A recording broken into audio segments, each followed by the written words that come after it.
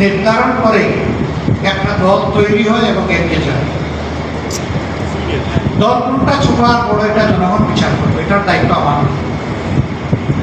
আমি পার্সোনাল সুস্থ ধারায় গড়ে ওঠা দেশপ্রেমিক সকল দলকে সম্মান জানানো আমার দায়িত্ব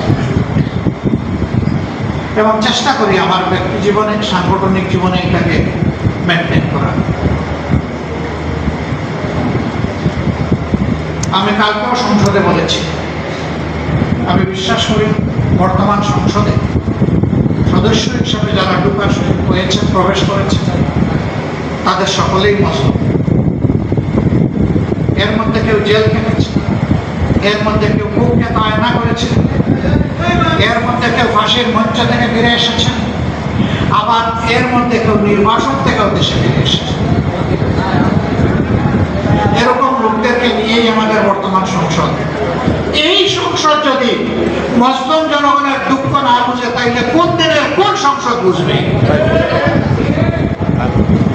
এটি হবে চরম লজ্জা। 14 বছরের দফায় দফায় যে ফেসিবাদ বাঙালি বাংলাদেশি জাতিকে এগিয়ে যেতে দেয়নি, সেই ফেসিবাদকে 24-এর বিপ্লবীরা ছুঁড়ে মেরেছিল বঙ্গোপসাগরে, নালায় নর্দমায় ফেলে নিয়েছিল। এখন সেই নর্দমা থেকে এটাকে তুলে আনতে চায় তারা। মনে রাখা দরকার, এই প্রজন্ম প্রমাণ করে দিয়েছে, এই প্রজন্ম যখন জেগে উঠে তখন মাসের পর মাস আর বছরের পর বছর আন্দোলন করার প্রয়োজন হয় না। তখন ওদের মুখ চিটিয়ে যুদ্ধ করার সিদ্ধান্তই ফ্যাসিবাদীদের কলিজায় কাফন ধরিয়ে দেওয়ার জন্য যথেষ্ট। আমরা বিশ্বাস করি এই প্রজন্ম যথাযথভাবে ফ্যাসিবাদের বিরুদ্ধে এখনো তাদের অবস্থান স্পষ্ট। আমরা তাদের সাথে আছি, তারাও আমাদের সাথে আছে।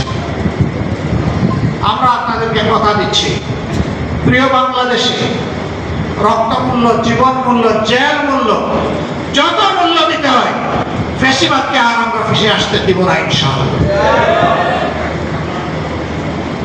এবং এই লড়াই কোনো দলের জন্য নয়, গোষ্ঠীর জন্য নয়, ব্যক্তির জন্য নয়। মদ জায়গায় থাকবে আর শুধু বোতল পরিবর্তন করা হবে, এটা আমরা চাই। আমাদের এই জেনজিরা একজন